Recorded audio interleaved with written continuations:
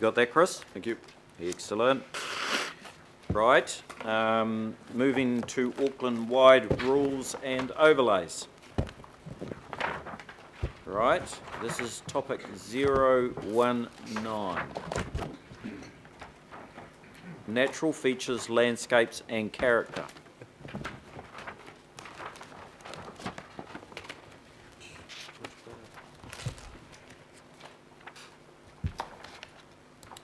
Okay, move on then to 020, view shafts. No, it's That's gone. Cross that out. Thank you very much for all of that advice. All right, Uncle Bill, topic number 024, GMO.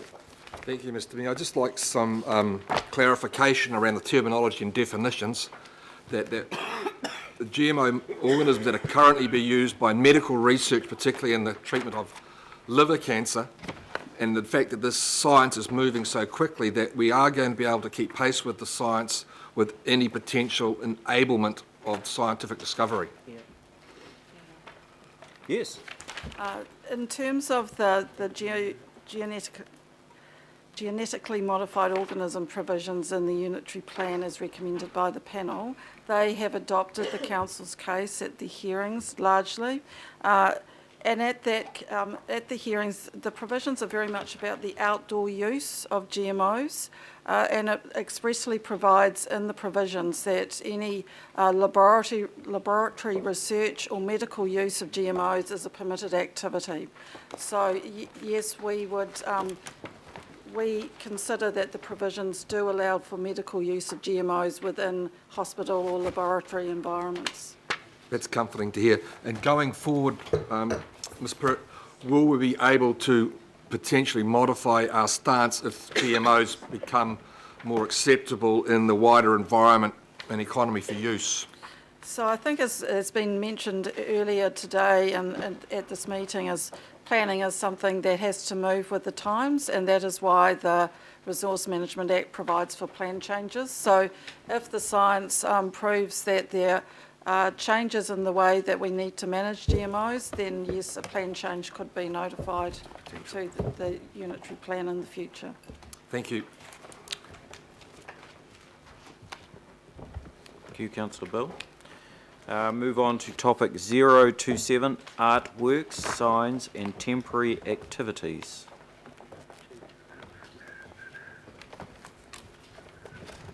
Councillor Ross.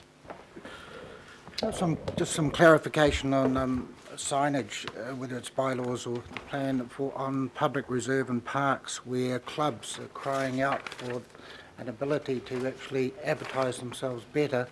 And needless to say, it's an important thing. Now, I don't know how many clubs did submit on anything like that, but that is something that they need in order to promote activities because of lack of volunteers, etc., and lack of basically clubs under pressure, clubs and whatever entities like that.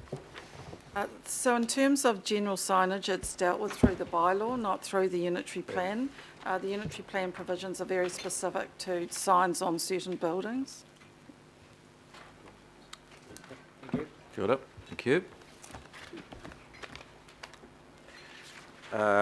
Item 031, historic heritage.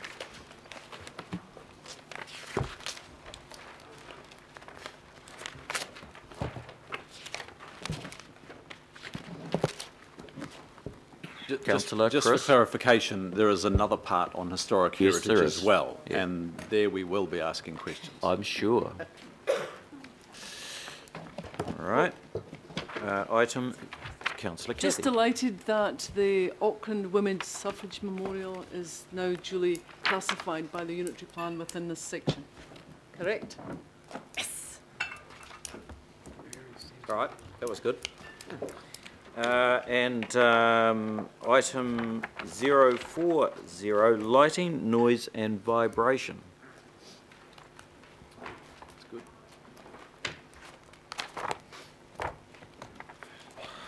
Item into zones, social facilities. Topic 055.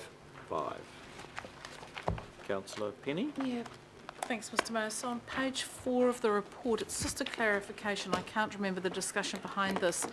So we've got the inclusion of special purpose healthcare facilities, etc. Then we've got applying the special purpose school zone to independent and integrated schools, blah, blah. And then we've got removing special purpose school zone from state schools and relying on designations. I just can't remember the why between those two. So if you remember the discussions that we had at the Auckland Development Committee, it's the council's view and the direction it gave staff was that you wanted that distinction, that state-owned schools should be zoned the zoning of the surrounding area, Yeah.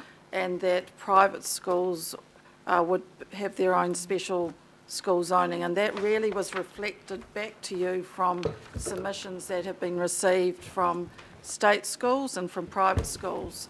Private schools were keen to keep their special zoning, but state schools said no, that they preferred to have the zoning of the surrounding area.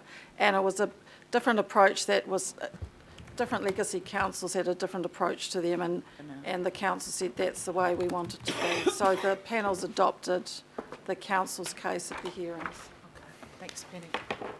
Got it. Thank you. Move on now to 056057, rural zones.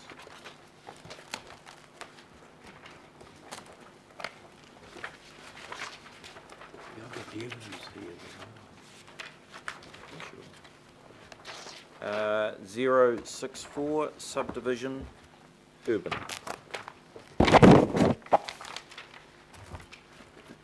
Question, Councillor Chris. urban, subdivision urban, isn't it? Under zeros. Sorry, rural, I'll go to urban So, next. no, we are now at urban, 064. Thank you. One of the things I picked up there, and I noticed throughout the plan, the IHP has tried to avoid sort of prohibited activities in many respects, and putting sort of unnecessary onerous restrictions on activities. And I'm picking up that in terms of subdivision of, say, a minor dwelling on a single house zone, have they not got that in the prohibited activity class? And are we confident that if that is the case, is that a good outcome? So in terms of in the residential areas and the urban areas, the panel is recommending that it should be possible to subdivide a minor dwelling. And so they haven't prohibited that. In rural areas, they have prohibited or recommended prohibiting the subdivision of ancillary dwellings for rural purposes. But in terms of the residential, they haven't prohibited or recommended prohibiting the subdivision of minor dwellings. Can we just go to, I don't want to take up too much time on this, but I need to be confident. So 5 under that particular section, it's page 5, it's in the middle. I thought that reads, accordingly, the subdivision of minor dwelling from principal dwelling unit where it does not otherwise meet the minimum subdivision site size is recommended to be prohibited. So it's only prohibited if it doesn't meet the subdivision site size. That's correct. So if you have a minor dwelling unit and the size of the site is large enough to meet the standard subdivision minimum site for that zone, you can subdivide it off. It would be under the usual activity status for subdivision at that zone. But if the site was smaller, then you could not subdivide it off. Okay, understand now. Thank you. Okay, councillors, that brings us to the conclusion of that page. I'm going to move those recommendations. They've been moved and seconded. All those in favour say aye. Aye. Those against? Thank you. Move on to, we now have half a plan. Move on to part B. So all recommendations supported by staff, some policy shifts. So just remind us again, Penny, now that we're at this stage, what are we considering?